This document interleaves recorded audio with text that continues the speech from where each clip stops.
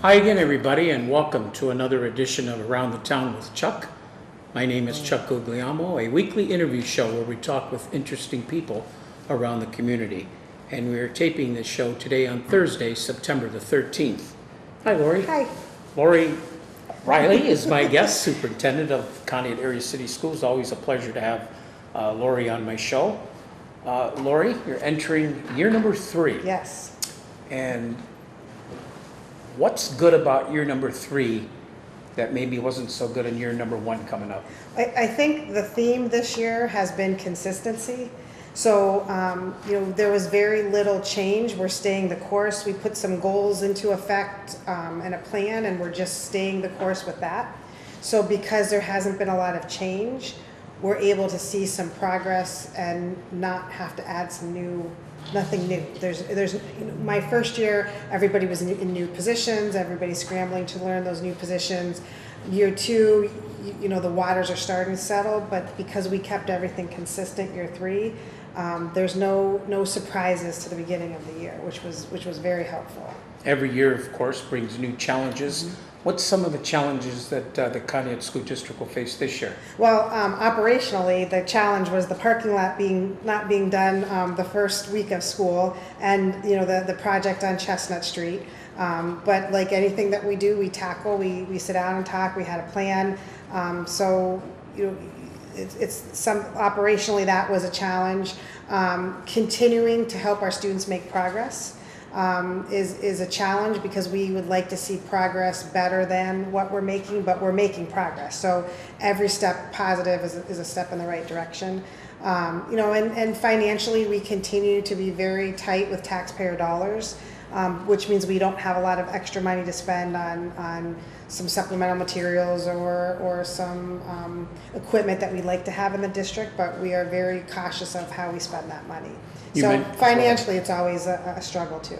You mentioned the Chestnut Street project, mm-hmm. which I had on my list a little bit down further, but we'll bring it up now. Has that had any effect on the sports teams that use that field for practice? Well, what happened, and we've been involved with the city in various meetings throughout the summer, we had to move the practice field to the middle school. So through the month of July and up until school started, we had lined the practice field at the middle school for the high school. So we had to move the equipment over, we had to line the middle school field, but then once school started, we had to get it back over to the high school. So there was some relocation of the sports programs and the band because they would practice there. Other than that, it hasn't caused too much. We weren't able to park for D-Day at the high school this year, but we parked very full at Gateway, both Gateway and the middle school. We were parking out there. Dr. Neal and I were out there to park this year and saw a lot of traffic that way. So that didn't hamper. And then, because we have Southeast across the street, the kids parked there the first week of school. Dr. Neal and I were crossing guards that first few mornings, just as an extra precaution. But other than, really the relocation of the middle school or the high school practice field, it hasn't impacted too much. That's good. We planned it so that during the time where it had to be closed, we also cleaned the gym. So the gym was off limits at the same time. We couldn't get in the parking lot, and then it didn't interrupt anybody at all. That's great.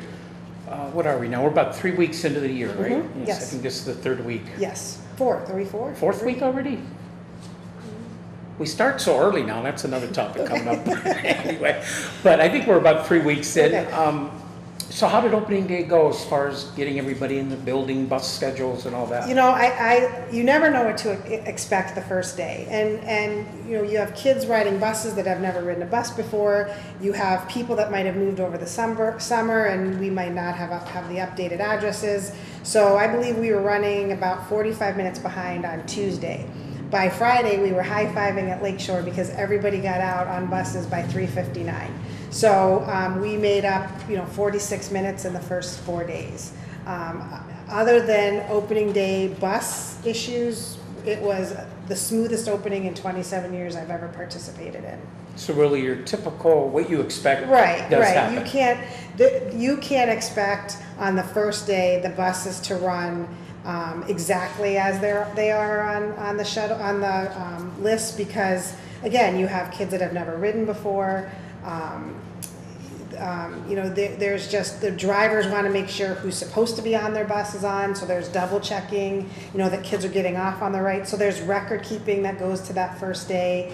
But we have a fabulous transportation department. Everybody wants to make sure that we are as accurate as can be, which then lengthens the time those first couple days. But we were on track by the fourth day, which is who heads our transportation department? Kelly Thompson. Okay, she's a veteran. She's been doing Yeah, she's been there I think the year before I got here she was there, so I believe this is her fourth year. She's been in the district, but this is not a new position for her. How many school buses does Conneaut have? 18 on the road, and then we have a few extras. We bought 3 new ones this year, including a wheelchair bus. With the closing of Happy Hearts, some of our students went to the new program at Ashtabula at Thomas Jefferson, and we opened a new classroom at the high school. So we had to make sure that we had buses appropriate for transporting all of our students. So we bought a new wheelchair bus and 2 regular buses. When I was looking at the start times this year for the school buildings, the one that caught my eye was the one at Lakeshore, dismissing at 3:50. That's considerably later than normal. It is, but it's worked out well for everybody. And we listen when parents make some requests, or when city officials, the police department, for example, we've gotten good feedback because it gives them time to get to Lakeshore and to Gateway, and they don't have to pick one or the other. Parents who have students in both buildings have lots of time to pick up at Gateway and then get to Lakeshore for pickup. The gap was too close last year between the 2 buildings. So we spread it out this year so that it would be a better fit for parents and for our transportation department and for our families. So Lakeshore starts around 9? They start at, I brought those because now I'm learning in year 3. You know that question I'm going to ask. I think we start at 9:15. 8:45. So they open at 8:45. Has that changed the beginning from last year? They're starting a little later. A little later. Yes. Okay, and the other buildings are pretty much the same? Pretty much the same, yes. Really, what we did was, at the end of every school year, I hold a retreat with our administrators, which includes our building principals and our operational staff. And so, we reached out to Kelly and said, my thing is I don't want any student on a bus before 6 a.m. It's too early to have our buses rolling before 6, so I don't want any buses rolling out before 6 a.m.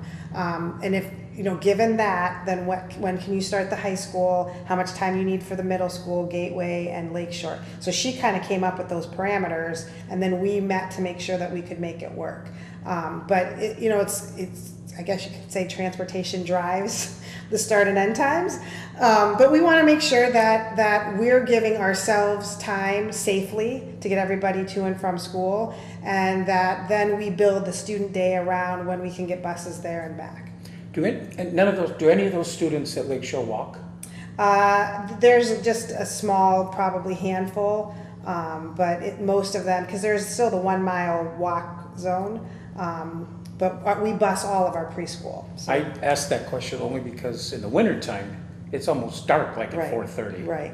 And I was wondering if that could be a concern. Well, everyone's on the bus by 4. I mean, the last bus rolls out of Lakeshore before 4 o'clock.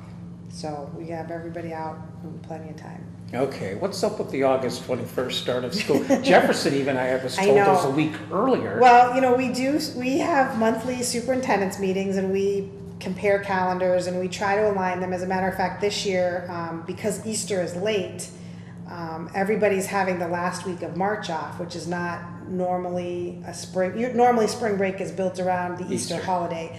But to be consistent and with testing, because you're testing in April and Easter is very late, we do have a consistent spring break countywide. Lots of discussion. South County likes to go even earlier. North County, we're kind of the holdouts. If the law passed where you had to start after Labor Day, I wouldn't be opposed to that. But then we need some shift in when we test, because then testing should be later. Can testing be moved to May? Well, testing is also determined by the state. So the state sets the testing windows. So I would hope that if the law would say we can't start till after Labor Day, then testing would be out of April and completely into into May. But right now we test in April.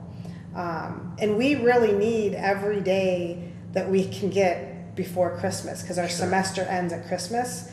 And it's already kind of a semi-imbalance between the first and second semester, although we have a lot of snow days in the second semester, so overall it works out. But I wouldn't be opposed if the law passed. You almost need the law on your side to get that later. So you sound like you could be a fan of starting after Labor Day. But then we would go later. I'm not a fan of starting after Labor Day, ending by Memorial Day, because those are long days and it's a shorter calendar. I mean, the first couple weeks of June, the weather here is not summer yet.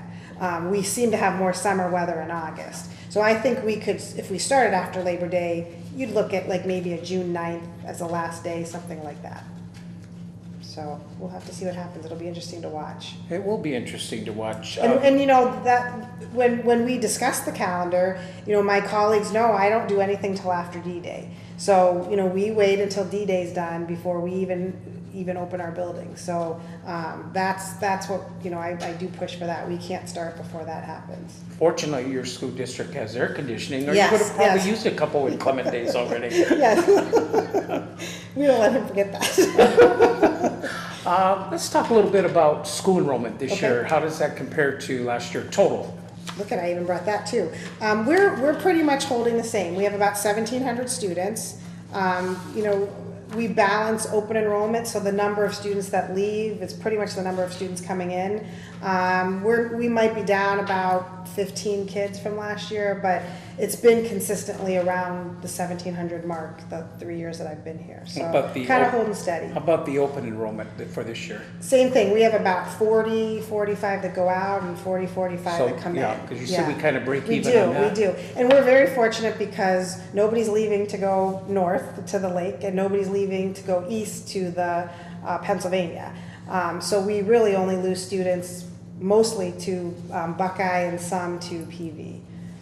But we're taking in from those places also. So I think you told me last year that of the 4 buildings, Lakeshore probably had the most students. Mm-hmm. Is that still the case this year? it is. Right now at Conneaut High School, we have 413 students in the building and then about 100 that go to ATEC. So 500 students overall for Conneaut, 100 going to ATEC. About 350 at the middle school, 388 at Gateway, and 427 at Lakeshore. So that is our biggest building. And then we have the preschool program plus K-2, so quite a few students in there. Our largest class actually is our 6th grade class. There's 139 students in that class. So we run about 125 average students per class. What's our average class size per teacher, say, in each of the buildings? We have between 22 and 25 in the younger buildings. Our smallest class there is our 1st grade class, so there's 118 in 6 rooms. And our largest class is our 5th grade class. There's 128, but only 5 teachers. So there's a couple classes in Gateway that have 26 students, but we keep them between 22 and 24. So we strive to do that. Okay. Maintenance, you took over that, right? I did. Well, You're still doing I'm that? just the supervisor. Yeah, You're still supervising I had a safety council meeting this afternoon. in Asheville? Yes. Yeah, okay, Yes. I've been to those. Yes. They do a really nice job. This was about generations in the workforce. Oh, really? Generation X, Generation... Why didn't I get invited this time? Anyway, maintenance of our buildings, any updates for us on that? What needs to be done? We did some improvements to, the high school parking lot. We had an estimate. We went into bid with the city because it helps keep our costs down. We had an original estimate to do the whole parking lot, but not do the whole parking lot like we really wanted to do it. And if we're going to do it, we want to do it once and do it well. So we did half the parking lot this year, and then we'll go back and do the other half next year. Our intention next year is to use the grindings from that half of the parking lot to improve some lots around the stadium, so we can have some gravel lots for parking next year, because obviously the tennis courts are going up, and so we did that. We have LED outdoor lights on order for Gateway and the middle school. Those outside lots are very dark. and they use the old parking lot lights. So we've ordered some LED lights, which are more cost effective, and it'll give out a bigger array of lighting. So we'll be putting those up in October. That was a project we took on. We have always have some heating and cooling issues in the buildings and trying to get those temperatures right. So we have spent a little bit of money there. But again, very cautious with how we're spending our permanent improvement dollars too, because those projects are funded through a different pot of money. So the maintenance projects are funded through our permanent improvement money, not through general fund. So because that's an limited amount too, we want to make sure that we're spending appropriately with those dollars. So our maintenance takes, of course, the 4 school buildings, also the complex out at the stadium and all that too And as well, right? southeast, correct. And the southeast building. Okay. We're still maintaining that. So we seem to be pretty good as far as maintenance goes, for the most part. We run a very lean staff. Matt Kitchen and Kelly Leonardson are basically our 2 maintenance people. Fred DeMarco's been a seasonal mower for us. And we've been shorthanded, so not me, but somebody else will hop on a mower and help when we have to get the mowing done. This time of year, it's lining all of the practice fields, lining the football field. There's a lot more outside work that has to be done, and then we can turn our attention into inside projects once. Oh, they do a great job on that football field. That is just a marvelous football field to look at. And now, a little bit south of the football field, we're going to have these tennis courts that you just mentioned. Yes. How exciting is that? You know what, the girls, though, they're not going to be done. Obviously, the girls are playing this season on Liberty Street, but Mr. Taylor and I have talked about, finding some kind of contest for the girls to play in the spring when the courts are open. I think our 2 seniors are owed that right to be able to play some kind of match on the new tennis court. Who we're playing, that's to be announced, but I'd like them to have that opportunity. I can't imagine being a senior and you're gonna watch the boys play tennis and you didn't get that chance. So we're gonna do something for the girls too, but they'll be ready to go for our boys team in the spring. That'll be great. 5 courts.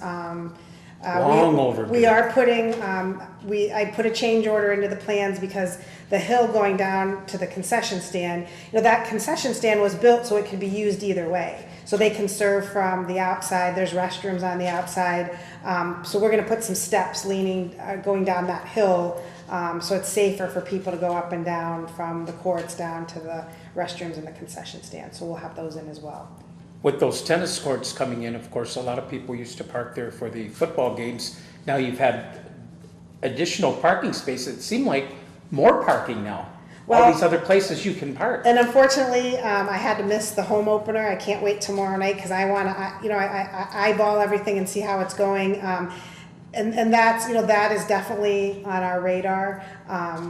We use GE right now. We have a couple other lots. We'll have people stationed. Of course, tomorrow night's the whiteout game, so we're anticipating a large crowd.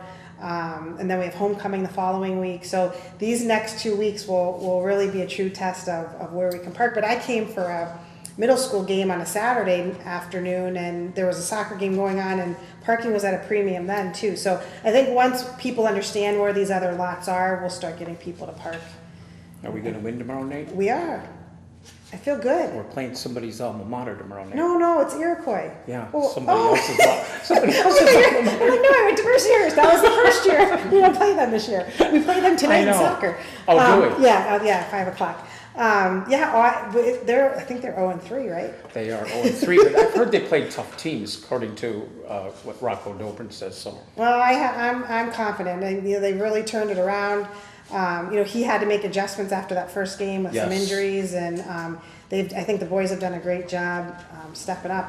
I was texting last week. Nobody gave me an update for the away game, and then it was 69-0, and but our everybody got to play, and so that's a lot of the freshmen got some good experience in that game. So that's good coaching that he did that. So. That is very good coaching. The RIF list that we had developed, what was it, 2 years ago? How's that looking right now? This year we were able to call a teacher back. We reached out to another teacher who had been on the RIF list and found employment somewhere else. We reached out to another teacher, and we have somebody else on the RIF list that there's not a position in that area, but is doing some tutoring for us. So pretty much everybody is back that we can get back. There's 2 left, but we've offered positions to both of those people. So not full-time and not able to bring them back to their full salaries, so they're not technically off the RIF list, but we're trying to keep them employed in the district. Are they elementary or secondary? Secondary. Okay. Question about coaching. If there's a position that becomes open for any sports teams at Conneaut, the rule used to be that it had to go to a teacher. Is that still the case? It's not the rule. It's not the rule. It's not the rule. It's there. There's qualifications, and and we started a process of where we interview. So if there's interest from outside and inside, we get a group of people together, including community members and myself, the athletic director, the principals of the 2. And if the most qualified candidate is a teacher, you always want to lean that way, because you want scholar athletes. And so you want somebody that's going to be connected to the kids in the classroom as well as on the field.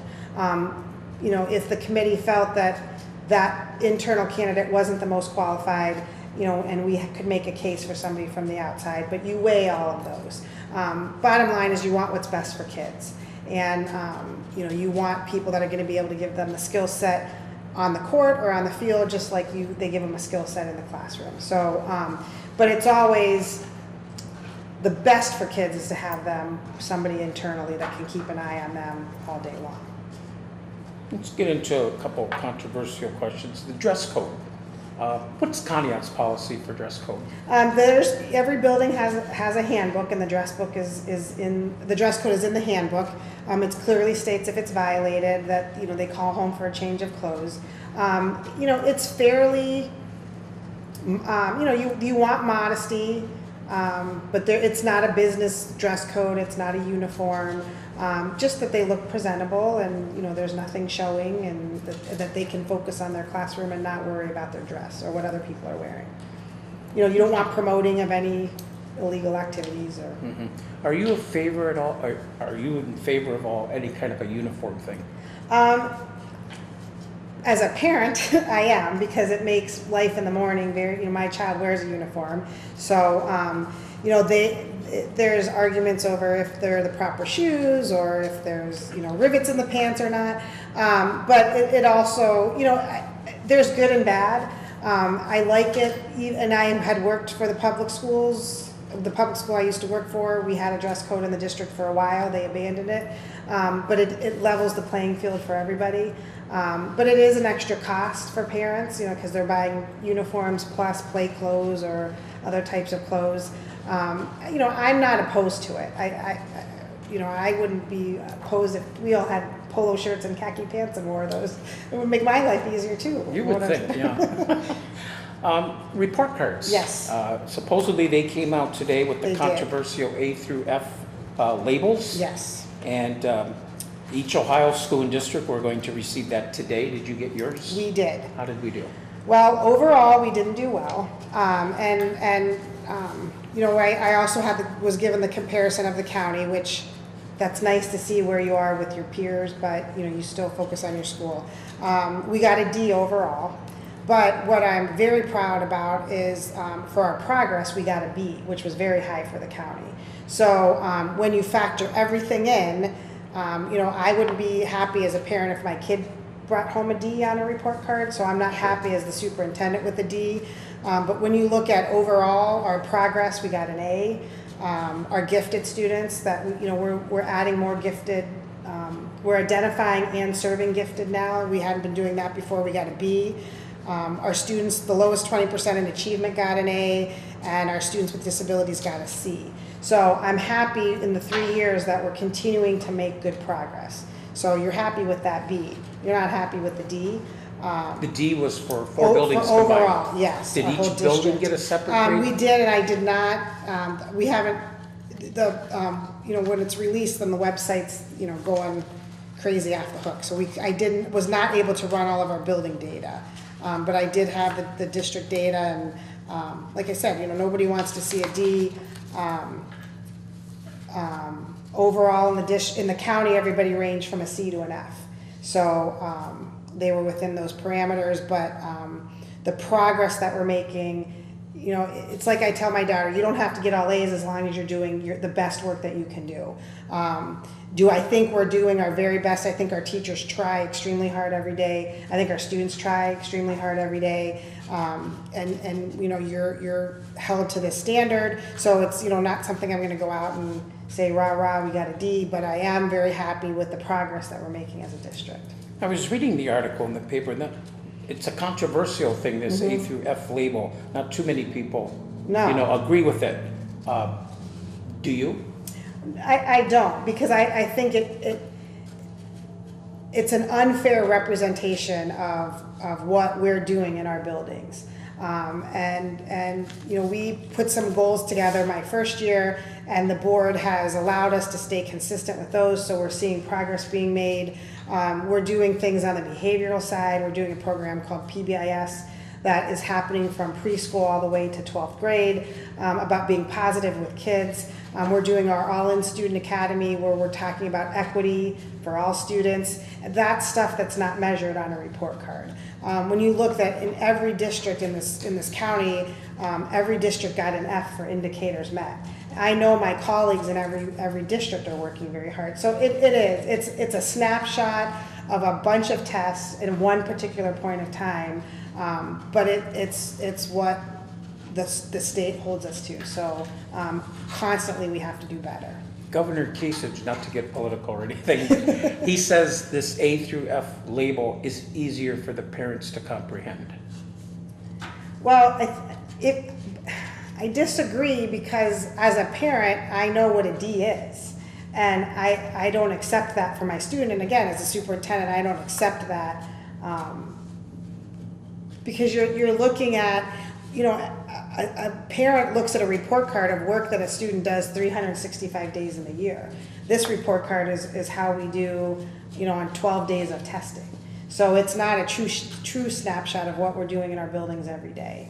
You know, and also on a report card, you have those other areas that aren't academic that you can grade students on. So how are they doing with their behavior? You know, are they making progress? Are they social? How are they socially, emotionally? None of that is reported here. It's strictly just on testing. Mm-hmm. How about our local school board? Do you know what their feeling is on this? Well, I just got this when I got home from got back from the safety council meeting. I was putting everything together to come here, and I will be sending them the packet that I have this afternoon. We have a board meeting next week, so it definitely is going to be something I'm reviewing with them in public next week at the board meeting as well. Okay. Anything else you'd like to share with us, Lori, that I did not ask? Well, I just, again, we off the record we were talking about the Perch and Pilsner off air we were talking about the Perch and Pilsner Festival. My husband came out for that. We volunteered, and he sees it too. Just the support that this community has for events, for each other, and as the leader of the school district, continue to appreciate everything that this community does for us, and the support that we get from not just people who have kids in school, but people who are proud that Conneaut is Conneaut. Yeah, so, and our schools it's so neat to be out here. Our schools are very, very supportive of that stuff. D-Day, how did that go this year? It went, 3 years I still haven't made it to D-Day because I haven't left the parking lot. We're still parking cars. So, one of these days I'll have to, take an early shift and maybe take some time to go down there. But, it's just something that we're happy to do. I got a nice thank you note from somebody that, rode our buses, and they think it's great that our bus drivers step up to do this and that we allow our buses to be used. And, it's very important to me as the superintendent of the district that what we do reaches beyond the four walls of the district, and that will determine success.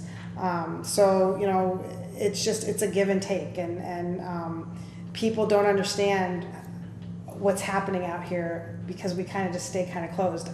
We are doing something we are giving out to the community. We're going to be doing a combined newsletter with University Hospitals quarterly, and it'll go to everybody in the mailing zip code, not just parents who have kids in schools. So everyone will get to see the things that are happening in the district, as well as University Hospital, and they're helping to underwrite, so it's not a complete cost to us.